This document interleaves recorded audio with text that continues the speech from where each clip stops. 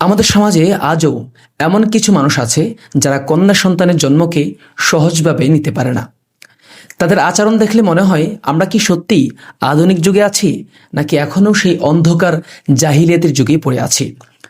কন্যা সন্তান জন্ম নিলেই স্ত্রীর সাথে খারাপ ব্যবহার, কথা বলা বন্ধ, লোকলজ্জার ভয়ে খবর পর্যন্ত লুকিয়ে রাখা হয়। মন মরা হয়ে থাকে, কোনো ধরনের আনন্দ প্রকাশ করে না। এমনকি নাউজুবিল্লাহ আস্তাগফিরুল্লাহ, স্ত্রীকে তালাক দেওয়ার হুমকিও দেওয়া হয়। অপরদিকে পুত্র সন্তান হলে ধার দেনা করে হলেও মিষ্টি বিতরণ করা হয়।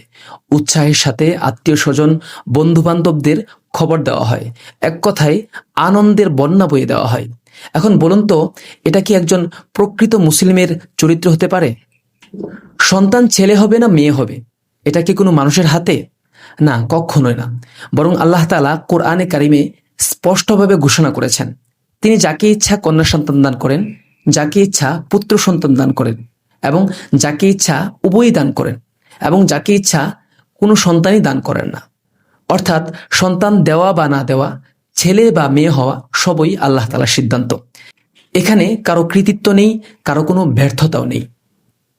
অনেকেরই ধারণা ছেলে সন্তান হলেই ভবিষ্যৎ নিরাপদ, বাবা মায়ের দেখাশোনা করবে, বাবা মার একটা ভরসা হবে, আর কন্যা সন্তান শুধু খরচ আর বোঝা।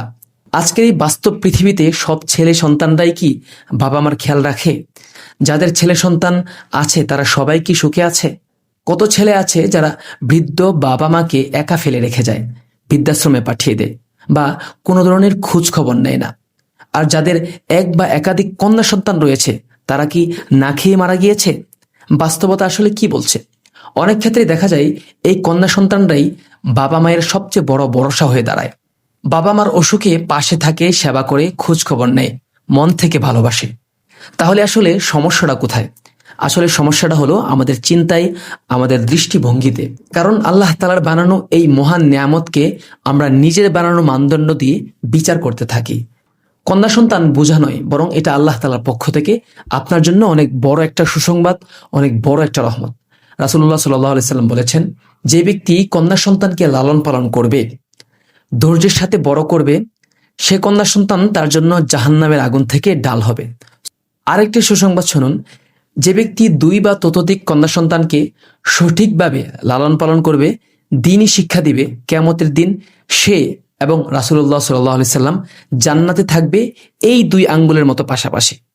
এবং এই হাদিস বলার সময় আল্লাহ রাসূল সাল্লাল্লাহু আলাইহি সাল্লাম এই 2 আঙ্গুলকে এরকম একসাথে মিশিয়ে দেখিয়েছেন। সুবহানাল্লাহ। এই কন্যা সন্তান আপনার জন্য অনেক বড় একটা সুসংবাদ। এই কন্যা সন্তান জান্নাতে যাওয়ার চাবিকাঠি। সুতরাং এই কন্যা সন্তান আপনার জন্য বোঝা নয়, লজ্জার কোনো কারণ নয়। বিজ্ঞ আলেমরা বলেন, কন্যা সন্তান জন্মে অধিক পরিমাণে খুশি হওয়া উচিত, খুশি প্রকাশ করা উচিত।